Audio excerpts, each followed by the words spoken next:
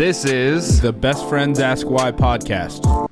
What is something that program taught you about service that isn't directly applicable to God necessarily, or like in a way in which you can service the people around you outside of God, I guess?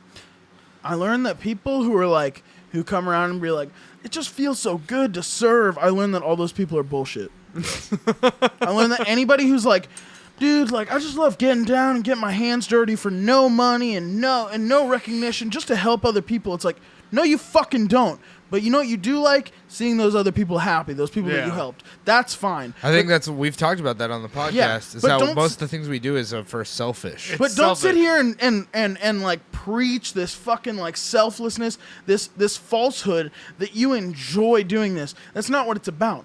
It's not about like it's not about if you believe these things, then all this stuff will become easy for you. No, it's about if you believe this, all this stuff is still going to be just as hard, and some of it's going to be even fucking harder.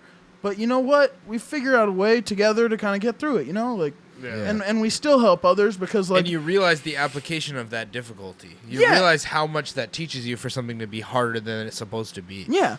But it's just like, I kind of just realized how many people are horseshit. Like, so like, I know a lot of people like, and don't get me wrong, there's a difference between somebody who's complete horseshit and somebody who's telling themselves what they need to hear to get through that service. Yeah. If you need to tell yourself like, I'm doing this for them, like, let's go guys, like, this is great, let's keep serving. If that's the attitude that you need to hold in order to do the things that like a lot of the people, especially at the servants at the Dream Center do, like, good on you, man. Do whatever you got to do because you're way more selfless than I am, and like you're killing it. Patton Oswalt has a joke about Christians, and it's like he's like, Christianity is like, I don't believe anything that you believe, but goddamn, I'm happy that you do. Yeah. Because nobody else in the world is gonna do this shit. Yeah. Like nobody. For sure. And I think that's really cool because it's like I totally get that on a certain level because I'm like.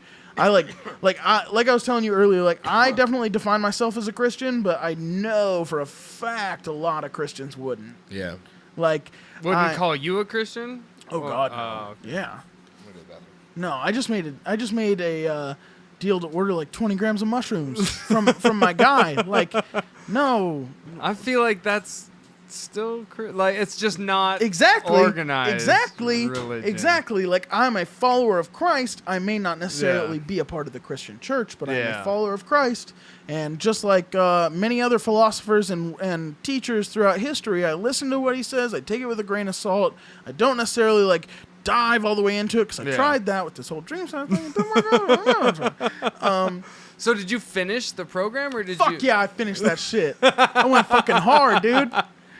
14 and a half months. My dad came and picked me up and we drove off into the sunset to Reno, Nevada. And never looked back. Where I drank and played slots all night. And